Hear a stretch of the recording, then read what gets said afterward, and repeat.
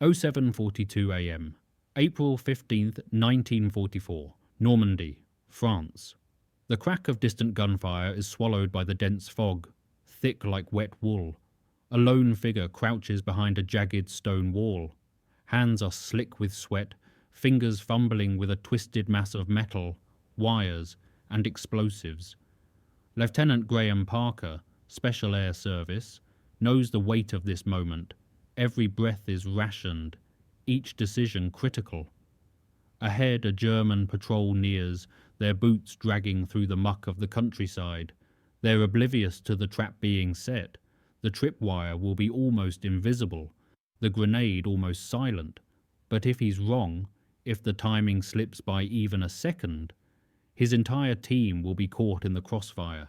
His heartbeat is the loudest thing in his head, the low whine of his watch ticking away. This isn't just a mission, this is survival. The fate of a dozen men rests in a pair of hands holding a small, quiet weapon. The wire clicks into place. The sun is low on the morning of April 15th, 1944, casting long shadows over the Normandy countryside. The smell of wet earth and diesel fuel hangs thick in the air. Graham Parker, wrapped in his camouflage cloak, surveys the small village from the safety of a ridge. Below, the German patrol route cuts through a muddy field. A routine route, one that Parker knows like the back of his hand. The mission is simple: set the trap, take out the patrol. But in this war, nothing is simple. Parker's fingers twitch as he checks the tripwire mechanism again, silently cursing the conditions that make the simple act of moving so fraught with danger. He leans back, his mind already racing ahead to the patrol's predictable movements. Behind him, the rest of the team readies their equipment. Corporal Jenkins, a young man from Manchester, keeps checking his watch, anxiety in his posture. The rest of the squad is more composed, each preparing their weaponry with silent efficiency. It's what they do. There's no room for doubt or hesitation. "Ready to move out, Lieutenant?" Jenkins asks, his voice barely above a whisper. Parker nods, eyes glued to the patrol route. "Ready?" The air is damp with morning dew. Parker can hear the faint rumble of trucks in the distance, the rhythmic clank of equipment being loaded and unloaded. The war machine is always moving, always grinding forward. But here in this moment, everything is still, the calm before the storm. He shifts his weight, feeling the cold seep through his trousers from the wet ground.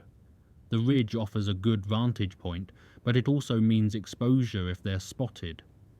Parker has learned to calculate risk in fractions of seconds. Every decision is a balance between visibility and effectiveness.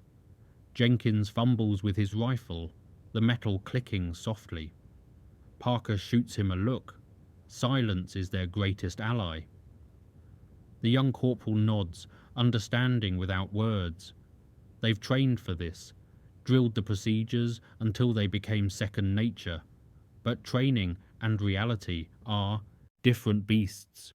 The German patrol route has been consistent for 3 weeks now. Intelligence reports confirmed the timing, the number of soldiers, even the approximate speed of their march. Parker has studied the terrain, marked the optimal placement for the tripwire, calculated the blast radius of the Mills bomb grenade, every variable accounted for, yet doubt creeps in. It always does. The quiet hum of anticipation reverberates in Parker's chest at 07:30 a.m. He glances at the rest of the squad, all wearing the same hardened expressions. They've been through hell, and today is no different. The German patrol could appear at any moment, and time is slipping away. Every second that passes makes the trap more dangerous, but Parker is used to this. He's been in tighter spots before. Sergeant O'Malley, a massive Irishman with a scar running down his cheek, glances back at Parker. "You think they'll fall for it?" Parker pulls the wire taut, checking the grenade's positioning once more. "They won't know what hit them." His words are calm, but inside, he feels the weight of each passing second. We've trained for this. Just stay sharp. The seconds stretch out, the adrenaline building. Parker glances at the tripwire, a thin wire running just above the ground, barely visible under the damp foliage. The grenade, a standard Mills bomb, rests a few feet beyond it, set to detonate when triggered. A slight tremor shakes his hands as he wipes his brow. The air is thick with humidity and the faint scent of gunpowder. The quiet anticipation feels suffocating. The landscape around them is a patchwork of hedgerows and small fields, typical bocage terrain that makes Normandy both beautiful and deadly. The thick vegetation provides cover, but also limits visibility. Parker has positioned his men carefully, each one with a clear line of sight to the kill zone while remaining concealed. The tripwire is anchored to a stake driven into the soft earth. Parker tests the tension one more time. Too loose and it won't trigger. Too tight and it might be visible. The balance is delicate. The Mills bomb is positioned at an angle that will direct most of the shrapnel toward the patrol route. O'Malley shifts his position, the leather of his gear creaking softly. He's been with Parker since North Africa, survived more close calls than either of them can count. Trust between them is absolute, built on shared survival and mutual competence. Jenkins remains nervous, his breathing slightly too fast. Parker makes a mental note to keep an eye on him. Young soldiers can panic, and panic is contagious. Suddenly, a low rumble of engines breaks the silence. "Here they come," Parker mutters. The patrol is almost upon them at 07:40 a.m. Parker can hear the clinking of gear, the deep voices of the German soldiers echoing through the fog. His team is hidden, tense, their bodies pressed against the damp earth, each man locked into position, eyes trained on the path ahead. The first soldier walks into the trap's range, unaware of the invisible threat. Parker's heart beats faster. His focus sharpens, his every muscle coiled like a spring. He holds his breath as the soldier steps closer, just one more foot, and then there's the sharp snap of the tripwire. The soldier stumbles, his boot catching it, and time seems to freeze. The grenade, set just a few inches beyond the wire, detonates with a deafening roar. The world erupts in chaos. The explosion tears through the morning air, throwing dirt and debris everywhere. Screams cut through the fog as the German soldiers fall. The trap worked, but not without cost. "Move!" Parker shouts, signaling his team to advance. His eyes scan the area, checking for any movement. There's no time to celebrate. The fight is far from over. The blast radius is larger than expected. Parker watches as 3 soldiers go down immediately, the shrapnel doing its brutal work. The remaining Germans scatter, training taking over as they seek cover. Their discipline is evident even in chaos. They don't panic, they react. Parker's ears are ringing from the explosion. He signals O'Malley to flank left while Jenkins provides covering fire from the ridge. The plan is unfolding, but plans rarely survive. First contact intact, smoke drifts across the field, mixing with the morning fog. The smell of cordite is sharp and acrid. Parker moves forward in a crouch, his Sten gun ready. Every sense is heightened, every shadow potentially hostile. A German soldier rises from behind a hedge, rifle raised. Parker fires first, a short controlled burst. The soldier drops. No hesitation, no thought, pure reflex honed by months of combat. The remaining patrol members are retreating, calling out to each other in German.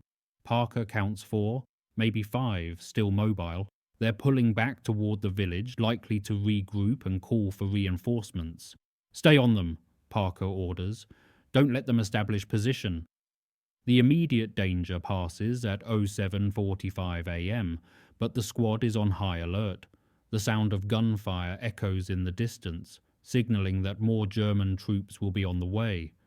Parker looks at Jenkins, who's still catching his breath, face pale from the shock. "Stay focused," Parker says, his voice low but firm. "We've got to move before reinforcements arrive." The squad begins to advance, moving swiftly yet cautiously. The landscape around them is a mix of craggy rocks and thick brush, offering some cover, but the air is alive with tension, each soldier's senses on high alert. They move through the bocage in tactical formation, Parker at point with O'Malley covering the rear. The hedgerows are both blessing and curse. They provide concealment, but also limit sightlines. Every gap between hedges is a potential ambush point. Jenkins is breathing hard, his inexperience showing. Parker makes a decision.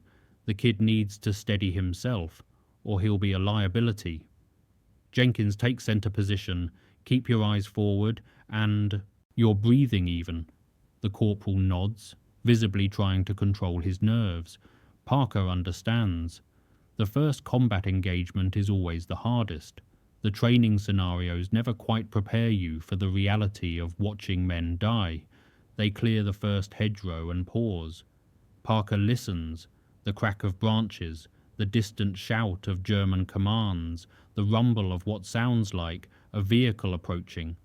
His mind processes the tactical situation rapidly. The Germans know approximately where the attack came from.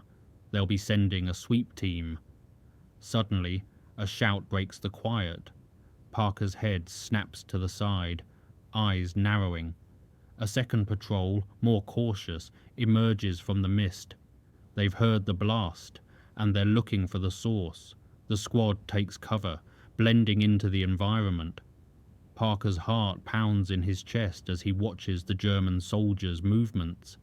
Their eyes are scanning, searching for any sign of the ambush. Parker can feel the sweat pooling under his gear, his muscles tense as he holds his position. The Germans are moving in a combat sweep pattern, rifles at the ready. These aren't garrison troops, they're veterans. The Germans are closing in at 08:00 a.m., too close for comfort. Parker's squad is outnumbered, but they have the element of surprise. He gestures for O'Malley to hold position while he moves forward. A tense silence fills the air as the two sides wait, both preparing for a deadly dance. Parker counts 8 German soldiers in the sweep team. They're moving methodically, checking each hedgerow, each potential hiding spot. Professional and careful. This isn't going to be easy. He signals to his team, "Hold fire until the Germans are fully committed to the open ground between hedgerows." The waiting is excruciating. Every second feels like an hour. The lead German soldier steps into the gap. Then another. 3, 4, 5. They're halfway across when Parker raises his fist and brings it down sharply. The crack of a rifle shot echoes, and a German soldier drops. The quiet is shattered, and chaos erupts again. Gunfire rips through the air as both sides engage. Parker fights through the haze of combat, his mind sharp despite the adrenaline-fueled rush. The Sten gun bucks against his shoulder as he fires controlled bursts. Spent cartridges fly, landing in the wet grass with soft plinks. The acrid smell of gunpowder fills the air, mixing with the earthy scent of churned mud.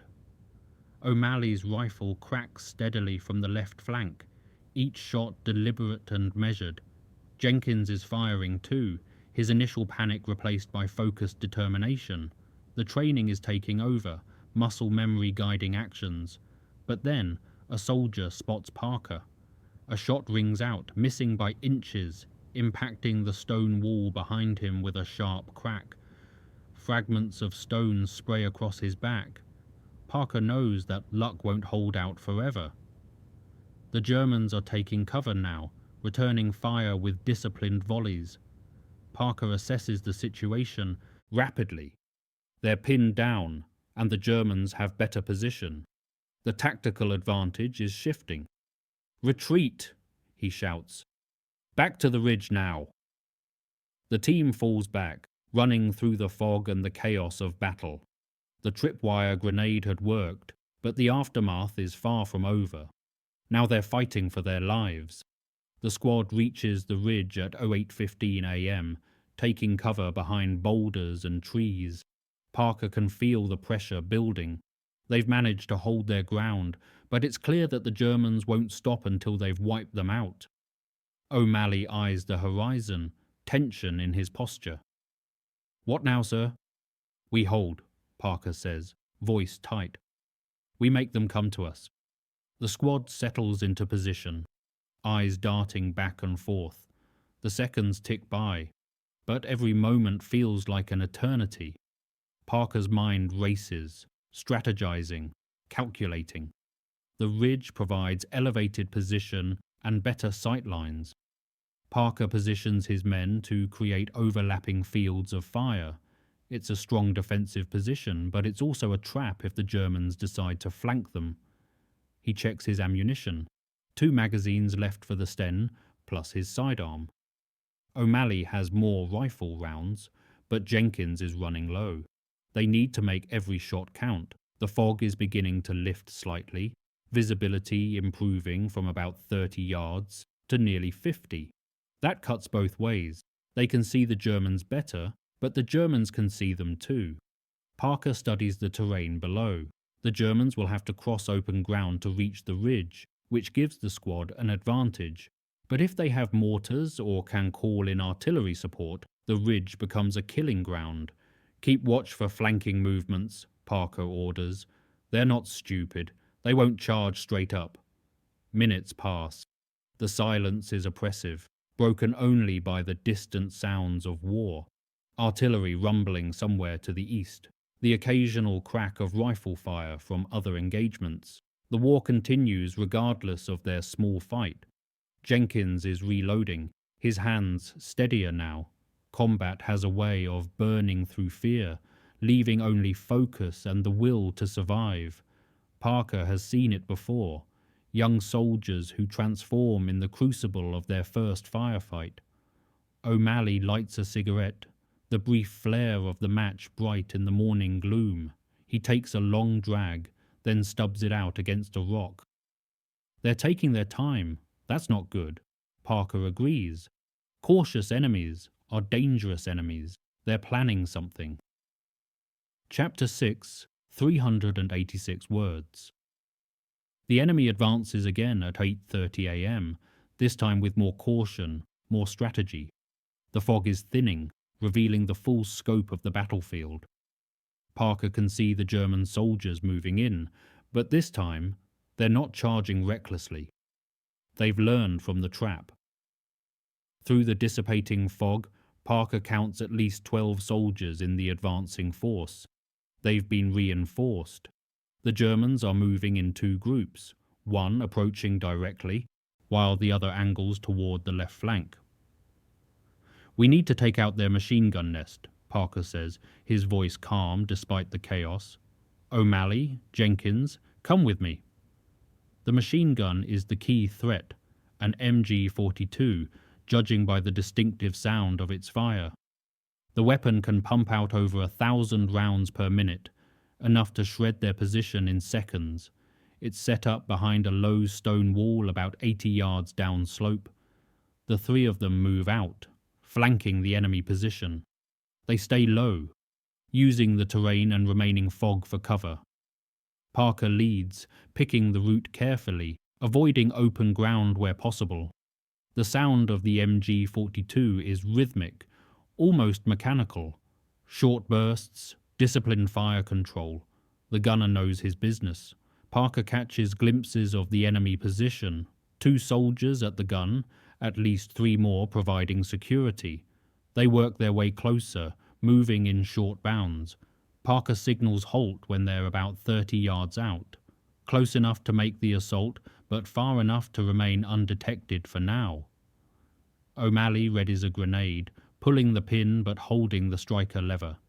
Jenkins positions himself to provide covering fire. Parker checks his Sten one more time, ensuring a round is chambered. The machine gun fires again, stitching bullets across the ridge where the rest of the squad is pinned down.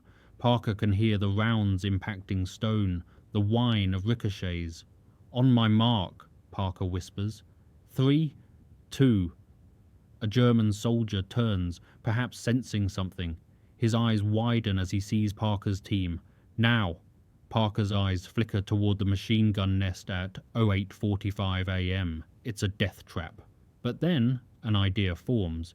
He spots a discarded grenade near a fallen German soldier, and with quick, precise movements, he begins modifying it.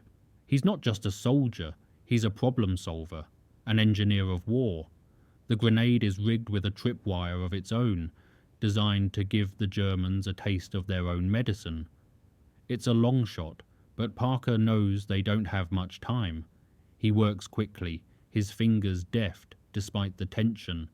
The pin is removed and replaced with a more sensitive trigger mechanism, improvised from wire and a spent cartridge. The grenade is positioned carefully near the approach to the machine gun nest, the wire stretched taut between two rocks. O'Malley throws his grenade first. It arcs through the air and lands directly in the machine gun position. The explosion is immediate and devastating. The MG-42 goes silent, but Parker knows there are still German soldiers in the area. They move forward in the confusion, weapons ready. The improvised trap is set in the most likely approach path for reinforcements. Parker has calculated the psychology. Soldiers moving to assist will take the most direct route. The smell of explosives hangs heavy in the air. Dust and smoke obscure vision, but Parker navigates by instinct and memory. They reach the machine gun position. The weapon is destroyed. The crew down, but voices call out in German. More soldiers are coming, just as Parker predicted. Fall back, Parker orders. Let them come to the trap. They retreat 20 yards and take cover. Parker watches the tripwire, his heart pounding. The plan is risky. If the Germans spot the trap, it fails. If the wire is too obvious, they'll avoid it. But if it works, 3 German soldiers appear through the smoke, running toward the machine gun nest. The first soldier's boot catches the wire. The grenade detonates exactly as planned. He stands ready for whatever comes next. It's now or never. The trap is set at 09:00 a.m.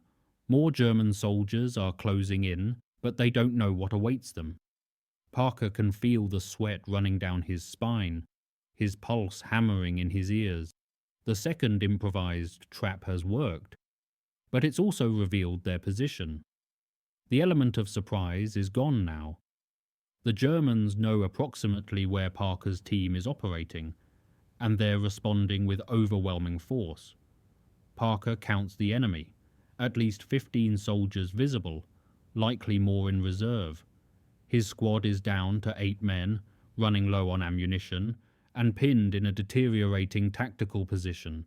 The mathematics of survival are stark. One by one, the Germans advance more cautiously now, moving from cover to cover. They're not rushing into traps anymore. Parker watches their movements, looking for patterns, for opportunities. His fingers are tight around his weapon, every fibre of his being focused on the task. The Sten gun is hot from repeated firing, the metal uncomfortably warm even through his gloves. O'Malley is bleeding from a shrapnel wound on his shoulder, but he's still fighting. Jenkins has proven himself. The nervous young corporal from Manchester is now a combat soldier, moving and shooting with confidence. The Germans establish a base of fire, suppressing the ridge with coordinated volleys. Bullets crack overhead, impacting rocks and churning dirt. Parker knows this tactic. They're fixing his position while other elements maneuver. "They're flanking right," one of his men calls out. Parker shifts position, directing fire toward the flanking element.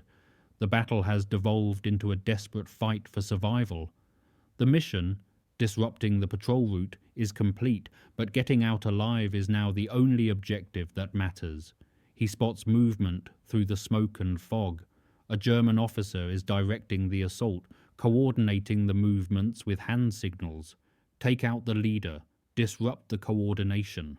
Parker aims carefully, compensates for range and wind, and squeezes the trigger. The officer falls. For a moment the German assault falters as soldiers look for new orders. The grenade goes off in a deafening explosion at 09:05 a.m., and for a split second, everything is chaos. Parker's world is consumed by the blast, but the trap has worked again. Another German element is neutralized, and the remaining soldiers are scrambling. The squad moves in quickly, pushing the advantage. Parker feels a surge of adrenaline, but it's mixed with something else, something darker. The weight of every soldier's life rests on his shoulders. They advance down from the ridge, moving through the smoke and confusion. The Germans are disorganized now, their command structure disrupted, their assault momentum broken. Parker's squad presses forward, clearing positions methodically. But the cost is apparent. 2 of Parker's men are down, 1 dead, 1 badly wounded. The surviving squad members are exhausted, running on adrenaline and training alone. Parker reaches the German officer he shot. The man is still alive, clutching his chest, blood seeping between his fingers. Their eyes meet for a moment, soldier to soldier, human to human. Then the German's eyes go vacant. There's no triumph in that moment, only exhaustion and the grim acknowledgement of survival. O'Malley stumbles, his wounded shoulder finally giving out. Jenkins catches him, helping him to cover. The Irishman's face is pale from blood loss, but he's still conscious, still alert. "We need to move," Parker says. "This position won't hold if they bring up more forces." He surveys the battlefield. Bodies lie scattered across the muddy field, German and British alike. The cost of this small engagement is measured in lives, in blood soaked into Normandy soil. The sound of distant engines grows louder. More German forces are responding, drawn by the sustained gunfire. Parker makes the decision. They need to withdraw now, while they still can. "Collect the wounded. We're pulling back." The squad begins a fighting withdrawal, moving back toward their extraction point. The mission parameters have been met, but survival now depends on speed and luck. The Germans pursue, but cautiously, wary of more traps. The fight is effectively over by 09:10 a.m. The Germans retreat to regroup, but it's not a victory. It's a brutal, bloody aftermath. Parker looks around at his squad, their faces tired, bloodied, but alive. The mission is complete, but the cost is clear. They move through the bocage at a steady pace, carrying their wounded and watching for pursuit. The German forces are still out there, but they're not pressing the attack. Perhaps they've lost too many men themselves. Perhaps they're simply being cautious. Parker's mind is already shifting to the next phase, getting back to friendly lines, reporting the mission outcome, ensuring his wounded receive medical attention. The immediate tactical situation fades into the broader operational picture. Jenkins supports O'Malley, the wounded sergeant's arm draped over the corporal's shoulders. The transformation in Jenkins is complete. He's no longer the nervous recruit, but a combat veteran, forged in the crucible of this single morning's engagement. They reach a stream and pause to refill canteens and check bearings. Parker studies his map, confirming their position and the route back. They're about 3 miles from the pickup point, through terrain that could still harbour enemy forces. "How far?" O'Malley asks, his voice weak but steady. 3 miles. We'll make it." The sun is higher now, burning off the last of the fog. The day has turned unseasonably warm, making their loaded march more difficult. Sweat mixes with dirt and blood on every man's face. They pass through a small wood, the trees providing welcome shade and concealment. Birds have returned to their songs, as if the morning's violence never occurred. Nature is indifferent to human conflict. Parker thinks about the German soldiers they killed. Young men, probably conscripts, probably no different from his own troops in their fundamental humanity. War reduces everyone to their most basic functions: survive, complete the mission, Protect your comrades. The patrol route they disrupted will remain unsafe for German use. The mission accomplished its goal, but the price, measured in lives, hangs heavy. The fog has fully lifted by 09:30 a.m. The battlefield is silent, save for the distant hum of war that never truly ceases. Parker sits on a rock near the pickup point, his hands shaking. The adrenaline is gone, and all that remains is the crushing weight of what they've done. We did what we had to do, O'Malley says, his voice softer now, but at what cost? Parker doesn't answer immediately. The truth is, there are no simple answers in war. The lives lost, the pain, the sacrifice, they all blur together. But one thing is certain, they survived, and so did the mission. He looks at his hands, still stained with dirt and blood, still trembling slightly from the aftershocks of combat. These hands set the traps, pulled the triggers, made the decisions that led to death.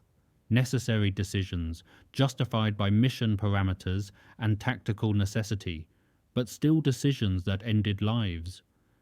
The rest of the squad is scattered around the pickup point, maintaining security while they wait for extraction. They're efficient even in exhaustion, the habits of survival deeply ingrained.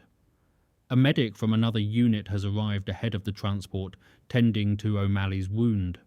The sergeant will survive. The shrapnel missed anything vital, though the wound will leave another scar to add to his collection. Parker pulls out his notebook and begins writing the after-action report. The facts need to be recorded while they're fresh.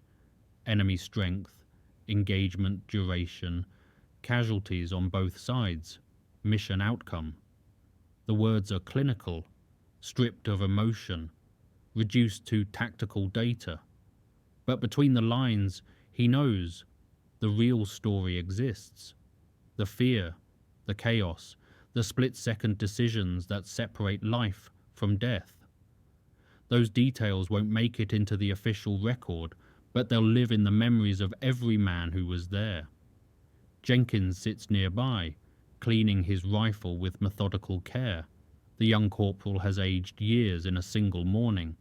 Parker recognizes the look, the innocence burned away, replaced by the hard-earned knowledge of what war actually means. Parker looks out over the countryside at 10:00 a.m., the weight of the day's events settling into his bones. It's over now, but the consequences are far-reaching. The German patrol route is no longer safe for them. That was the mission objective, and it was achieved. But the cost? 2 men killed, 3 wounded, and the psychological toll on every survivor will ripple forward through time. Some wounds never fully heal. The sound of engines approaches. The transport vehicles are arriving for extraction. Parker stands, shouldering his weapon, preparing to move his squad out. They'll return to base, be debriefed, rest briefly, and then be sent out again. The war doesn't pause for individual battles. A radio crackles to life. Mission complete. Report back to base. The words are simple, bureaucratic, stripped of all the complexity and horror of execution. Mission complete. 2 words that encompass hours of fear, violence, and survival. Parker gathers his squad. They board the trucks in silence, too exhausted for conversation. The wounded are loaded first, then the rest file in, finding seats among the equipment and supplies. As the trucks pull away, Parker takes one last look at the battlefield they're leaving behind. Somewhere out there, German soldiers are doing the same, counting their dead, tending their wounded, filing their own reports. The machinery of war grinds forward on both sides. A final thought crosses his mind. Survival is never certain. It's a constant calculation of chance, skill, and will. Today they survived. Tomorrow they'll be tested again. The team moves out, leaving the battlefield behind, but carrying it with them, in memory and in the scars, visible and invisible. The patrol route is disrupted.